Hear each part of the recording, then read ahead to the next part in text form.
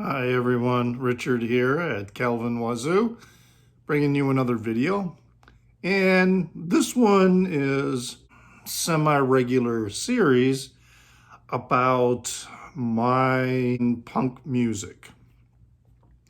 And I kind of got the idea from Mike at Seatown from that channel, because he did a video that essentially was asking the question, were the punks always right? And I also kind of like his response, because he was talking about, how the punks were talking about social structures and how society and authority was growing to be more controlling, more centralized, more fascist-like. I liked his disclaimer when he said, don't come at me with claims that, there was a lot of anti-authority also in 1970s and 60s rock. He mentioned that he's, take a look at my field of fucks because it's barren. That may be true that there were earlier artists that were singing about how messed up things were. I mean, Frank Zappa certainly made that a part of his core lyrical theme in many ways. But it wasn't an across-the-board thing like it was with punk rock. Punk rock was very much focused as a rebellion, not just toward societal norms, but also musical norms. Looking at events for today, it's just kind of hard to ignore and distance yourself from what the punks were doing in the late 70s, mid to late 70s, and forward from there. So I thought, okay, I'm gonna do this, but my connection with punk was very roundabout and convoluted. So that's why this first episode, I'm titling it When I Was Punk Adjacent. My early teen years and high school years, we're talking the 1970s, early to mid 1970s. I grew up liking a lot hard rock, glam rock, prog rock, and blues rock. These were the musical influences and styles that I listened to, and as I began to buy records, that's what I was primarily, focused on. Here I am, I'm 62 years old, and just within the last year, I have discovered, punk rock bands and really, really have come to appreciate what they are doing, some of them still, what they did, both musically and lyrically. High school and junior high school, the scene was always pretty much, the hard rock, arena rock, prog rock type of music. The first jazz fusion I probably ever heard was Herbie Hancock and, the songs Watermelon Man. And because of a summer camp that I went to, there was a jazz band there that was playing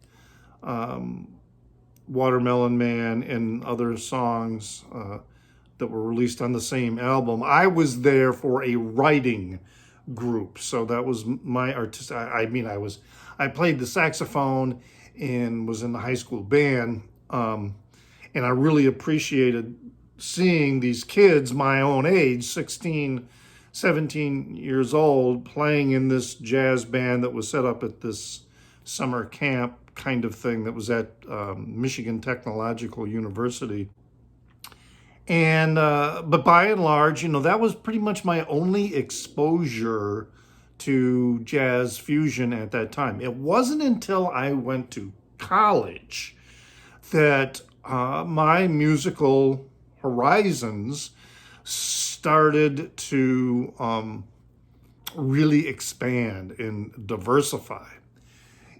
And it would have been, excuse me, March of 1977. So we're in the second semester of my freshman year. And it's after spring break. And my roommate comes back.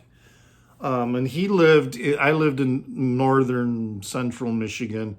And he lived in Detroit, the Detroit area. And he came back with this record,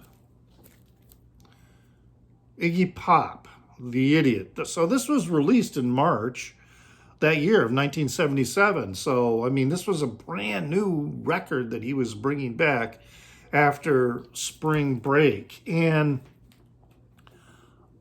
I listened to it and it was like, whoa, this is really different than what I am used to, both in terms of tone and timbre and storytelling and the music. This was just really, really different. And well, plus the fact we're talking about Iggy Pop. So here, my first exposure is, with music that was by, who is considered the godfather of punk. He was certainly a proto-punk when it was, Iggy and the Stooges. But I didn't, and my roommate was telling me about Iggy and the Stooges and that, but I had never heard of them, hadn't listened to their music. And at the time, I did not do much more exploration of the music. I was still kind of, I won't say in a rut, but I was still kind of focused in the style of music that, I had grown up with. But nonetheless, here it was, this album by the godfather of punk. And I'm not going to say that, that this is punk, but it certainly has that sentimentality to it, with the songs like the song Fun Time and Sister Midnight and Nightclubbing. Nightclubbing was just like a really great song. I just really loved how a song about going out and partying at nightclubs could be so suppressed. The song Tiny Girls, which I had no idea at the time that Tiny Girls was also a euphemism for cocaine, lines of cocaine. So my mind had been like opened up, but I still wasn't following the siren's call. Well, then in the spring of 78, so that would have been the spring of my sophomore year at university, the college radio station was hosting this kite festival. And yeah, so a group of us kind of went out to the kite festival. It was out in this farmer's field. It was muddy as hell. I mean, it was springtime. And it was cold, but there was lots of beer and lots of other things that was going on. And, people were trying to fly their kites. And then the college radio station had speakers set up so that they were piping in their music through the speakers out to this field. You couldn't get a reception out in this field because the station only broadcast at, I think, 100 watts. That was pretty much it. Once it covered the campus of Western Michigan, but didn't have very much reach beyond that. And they played great music, and they played whole albums. And this was back in the day of FM radio where they did that stuff until corporations came in and said, no, you can't play a whole album. We don't want people recording the music off the radio and not buying it. Which was pretty dumb because, yeah, we recorded music off the radio of music we liked, but if, because we really liked it, we would go out and buy the record. It was actually great promotion, but corporate minds. Anyway, which kind of, again, goes into that whole punk scene because of the anti-corporatization of music that was always inherent in punk rock. But anyway, I'm out there at the Kite Festival, And I'm hearing this song. This, again, is just blowing my mind. I'm like, what the hell is this? And it was from this record, and it was Psycho Killer. And again, this was like, what the hell's going on, man? This is like nothing. Again, not like nothing I had ever heard before. So there was definitely this shift going on in 1977 and 78 with music. What was driving it, was the punk scene, but I was still punk adjacent. I still wasn't quite, in the whole groove. And again, when I was going to live concerts or going to bars that were playing music, I was, again, still pretty much listening to the standard type of rock music and, anything from, Pure Prairie League in some, Grand Rapids, Michigan bar, or seeing Emerson, Lake and Palmer in concert there at in Kalamazoo at the time. So, that was pretty much it, where my interests lay. And, but yeah, that was just, again, really blowing my mind. Now that May of 78 is when I transferred to the University of Arizona, and I went to Tucson. And I took my records with me. Didn't have a stereo, but I took my records with me. There was always hope that I would someday get enough money to buy a stereo, and I certainly wasn't going to be leaving my records behind. And roughly about that fall of 78, and it wasn't, the album was released in November of 78, but it was much later, well, not a whole lot later. But then that's when I first heard this. The Police, Outlandos d'Amour, which roughly translate as the Outlaws of Love. But this album, again, is very punk adjacent. And, that's was my experience at the time. So, and of course the song Roxanne, a lot of these songs, when you think about, they are the Outlaws of Love, or at the end, a song about falling in love with a prostitute, and then other songs about dealing with rejection and things like that. They were meaningful songs in many ways. And then Masako Tanga, which closes out side 2, that old reggae feel and very much a reggae and rock kind of feel, which was a style of music that was incorporated by many punk pioneers, that they would bring in world music rhythms into what they were doing. But again, I'm still punk adjacent. All right, so then also about that time, another album was released, and this would have been Rolling Stones' Some Girls. All right, so Some Girls was in June of 1978.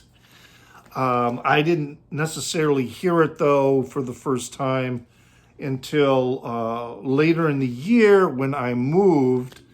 My first apartment in Tucson was a studio apartment, and then I moved into a house with a roommate who had a stereo. So, and then a friend of his had this record, and I was listening to it, and I'm calling it punk adjacent because there were songs, they were very much experimenting with the kind of disco and R&B side of music at that time.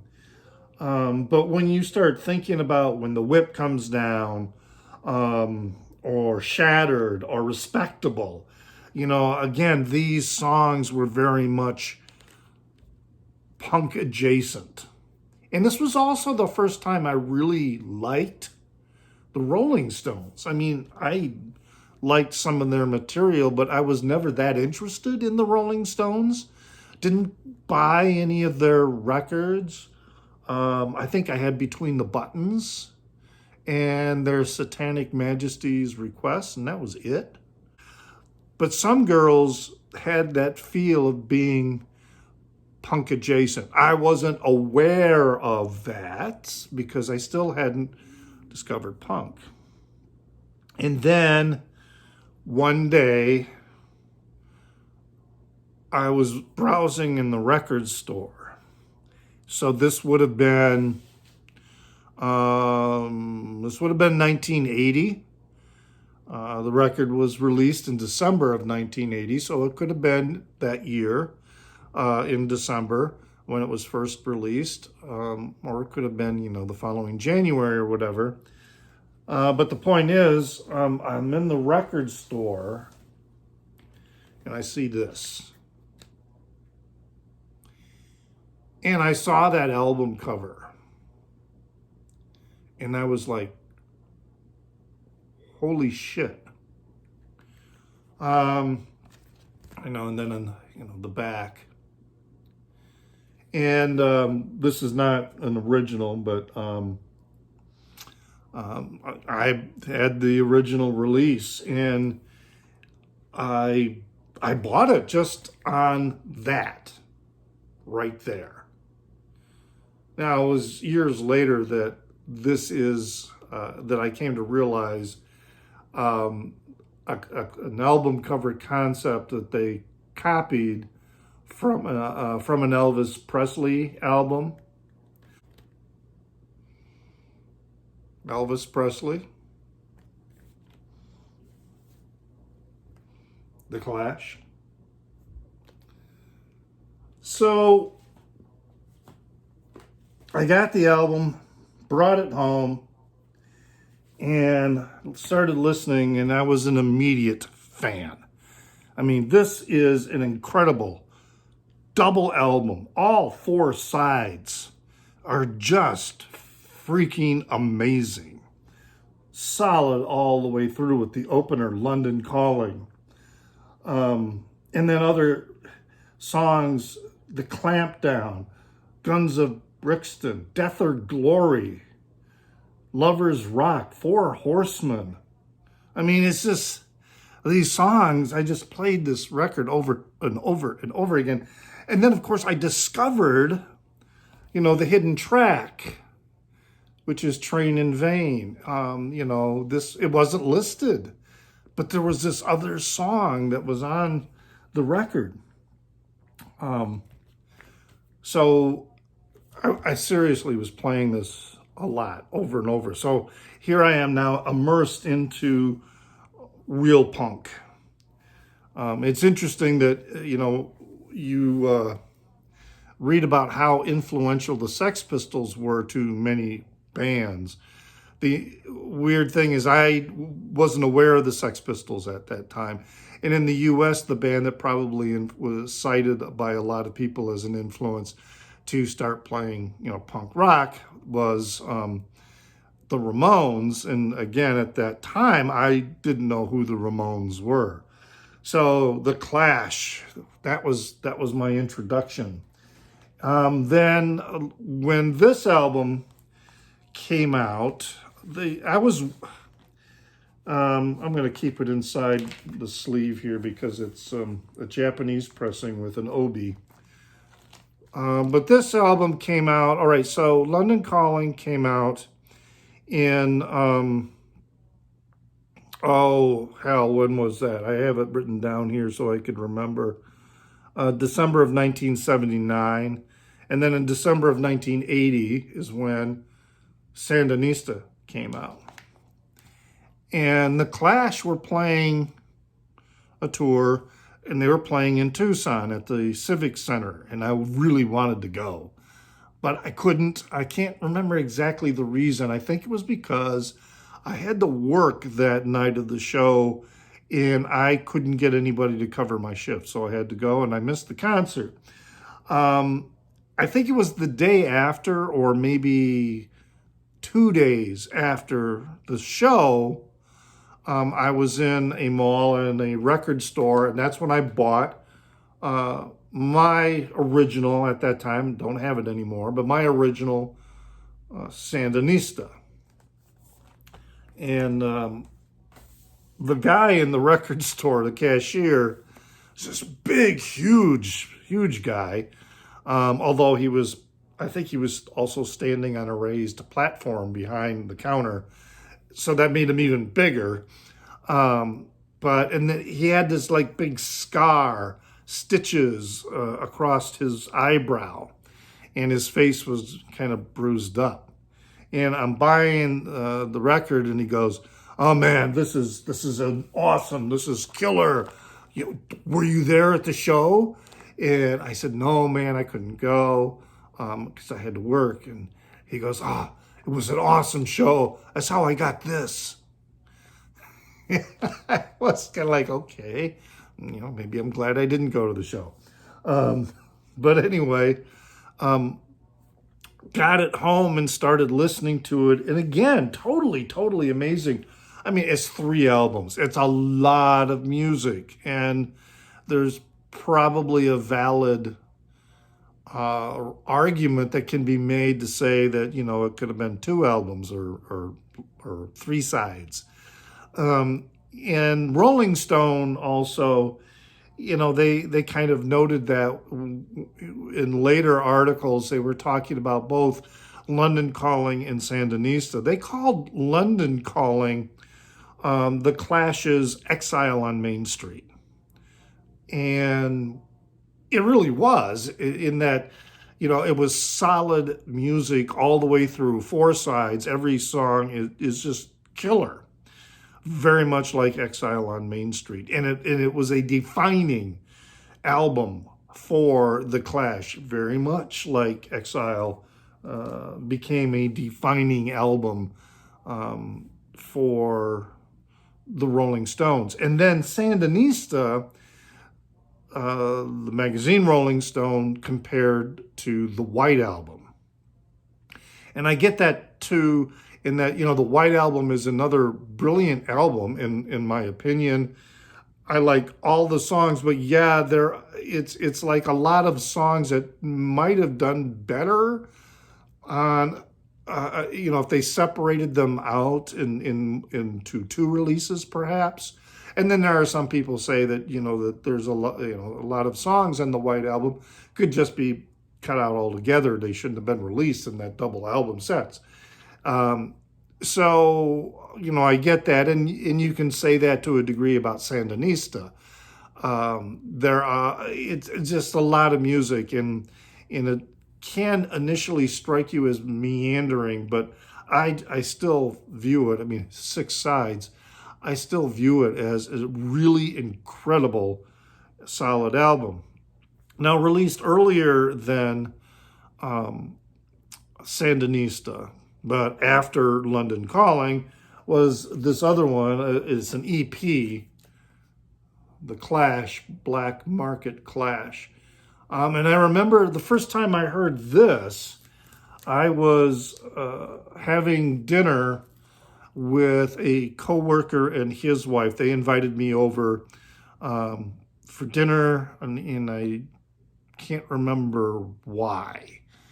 But I went over to his apartment, and we prepared this whole fillet of salmon using a Julia Child recipe that I had found, and wanted to try it out. And it came out really good, but there was a lot of prep that had to go into it. And then he was playing that record, and again, just amazing. I loved it. And in fact, I had a cassette tape of it for a while. I did also buy an early original release of this one. This one I can't remember if this one is an OG or if this was a repressing that I bought. But I also had a cassette tape of it, and I had it in my boombox for when I drove cross country from Tucson back to my home in Michigan one summer. And I especially remember listening to it while I was driving through Colorado, through the Rocky Mountains. I was on the west side of the range where the Rocky Mountain National Park is. So I was going up that valley, and I think I went by Steamboat Springs, somewhere around there. But anyway, it's just really, really amazing record. I still love it to this day. So while I was there now, finally, with the punk scene with The Clash, I still was very much punk adjacent, that I wasn't listening to. I mean, it was still going to be years before I would hear the Sex Pistols, the Ramones, and hear early Iggy Pop. That was just a few more years down the road when that happened. But that's how the journey began. And I'll be taking a look at some other releases and other parts of the journey in some future episodes. Leave some comments about your own journey through punk and discovering of punk, how you came about it. So yeah, leave a little comment and a bit of your story in the Down Under. And I hope you've enjoyed this. And always remember to pray for the people inside your head, for they won't be there when you're dead.